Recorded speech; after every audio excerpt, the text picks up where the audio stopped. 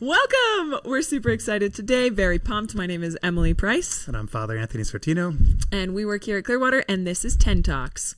So, if you didn't recognize that tune, what have you been doing with your life?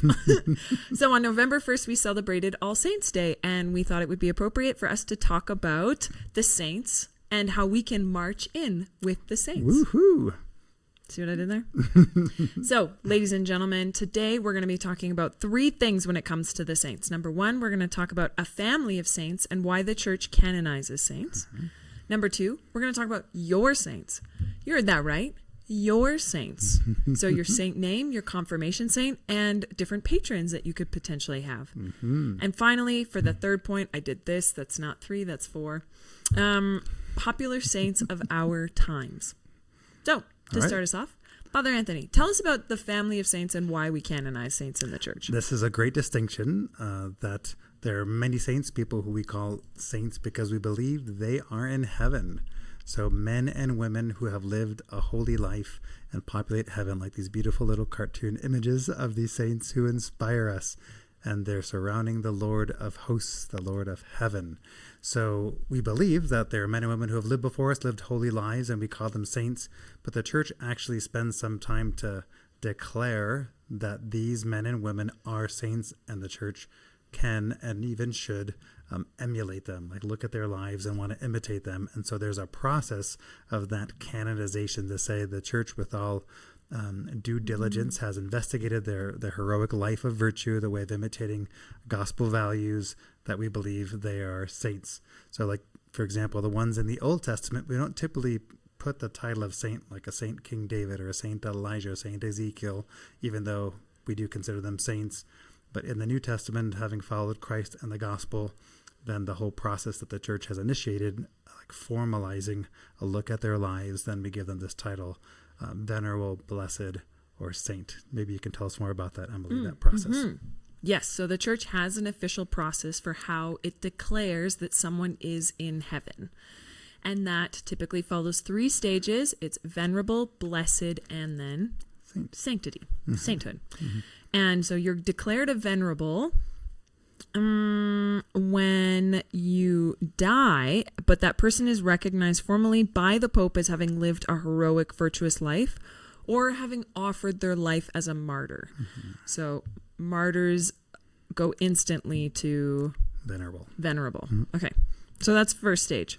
Next stage is blessed. To become blessed, you need one miracle associated with your intercession. Except martyrs, right? Is that correct? I am not sure. And then after you are blessed, you become canonized, but this is it requires a second miracle. So in order to be canonized as a saint, you need two confirmed miracles that have happened under your intercession. So, for example, a recent saint, Blessed Carlo Acutis, after he died in 2006, I believe it was, his life was investigated, and they saw that he lived a heroic life of virtue as a young man, even at 9 years of age, saving up money to give blankets for the poor. Check out our 10 Talk video on him. But this life of virtue was such that people started asking for his intercession, and because of that, because of the people's faith that he was in heaven, more intercession was requested of him, and then miracles started to happen. Mm-hmm. And so a formal investigation happens, and then that's brought to the church to make that investigation, and then eventually a declaration. He has been declared blessed, and this Jubilee year, he will be declared a saint because of other miracles that have been documented through his intercession. Isn't that cool? Yeah. It's great to see that miracles still happen. And just so you know, Father, you're smarter than you think you are. In our notes here, it does say that martyrs don't require a miracle for blessed, for beatification, but they do for the canonization. So a single miracle. And you might know, too, there's just so many saints added to the list of the declared saints because over time, the different pontiffs and church leaders recognize that we need to be inspired by the saints. We need to look at their lives and say, hey, we can do it. It's a little bit messy and it's a bit of a roller coaster ride, but these men and women have done it before us. So Pope John Paul II, one of my favorite saints, canonized 482 saints during his 26 years as pontiff of the church. He really saw this necessity to raise to the altars of sainthood, to put them before our eyes, these men and women, particularly those who lived the lay life, like men and women who were married, who were in the professional world, so that the majority of the faithful had people to look up to and relate to. Which is so cool, because we need that for every person in every walk of life. Number 2. What are your saints? So we're like your saints, your name saint, your confirmation saint, your patron saint. And just to put Father on the spot, what are your specific ones? So my name is Anthony, right? So I'm named after my dad, actually. But we are both named after St. Anthony of Padua, a great Italian saint, even though he's from Portugal. But the Italians stole him, and his actually incorrupt tongue is in Padua because with that tongue he spoke the glories of the Lord. He was called a hammer of heretics because he could teach the truth. So St. Anthony, great saint. He's probably being bothered a lot in heaven because we lose so many things like our mind. And he comes around to help us find what's lost. But St. Anthony, of course, great saint. And, we know a little bit about Santa Emilia.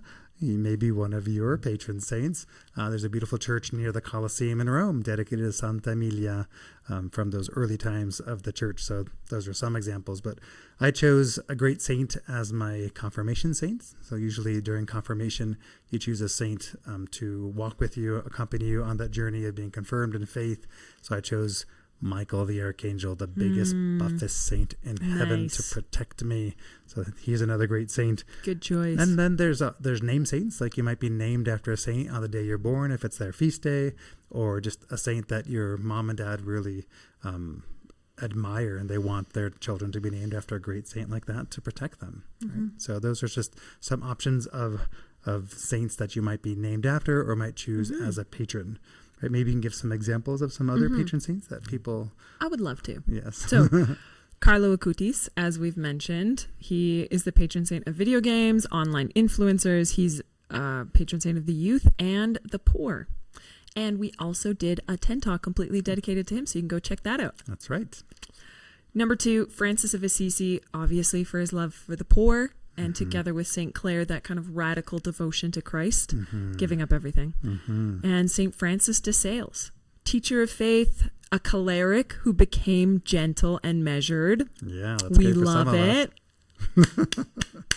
And then, of course, John Paul II, a great saint of our times, one of our great heroes, who just loved people, loved the Lord, a mystical soul, the way he talked about the Lord and about the faith, but probably really well known for his theology, the body discourses that he gave to the church, and then just his way of communicating love for Jesus through his eyes, through his gestures, through his travels at all the world youth days. So he's a great saint. And then Mother Teresa, although she was tiny in stature, she was a powerhouse of love. And she loved the Lord to such an extent that she even asked permission to make a vow to never refuse him anything. So if you read a little bit of the life of Mother Teresa, what a way that she loved Jesus. And she experienced a lot of darkness in her faith. Sometimes we get discouraged in that darkness. And she had it for 50 years of her life, minus, I think, 6 weeks. So talk about a life of that trial in faith. And she loved the Lord through it all. So she's another great example of service to the needy, to the poor. Jesus told that he was asking her to be the light of Christ for those who lived in darkness. So that's Saint Mother Teresa. And of course, we talked about St. Anthony of Padua. People talk about him or to him all the time to find their lost items. It works. That's right. It works. Yes. My favorite quick prayer is Tony, Tony, come around. Something's lost and can't be found. I like that one too. So finally, we just wanted to talk about the other popular saints of our times, maybe announcing their names and their sort of categories that they're in.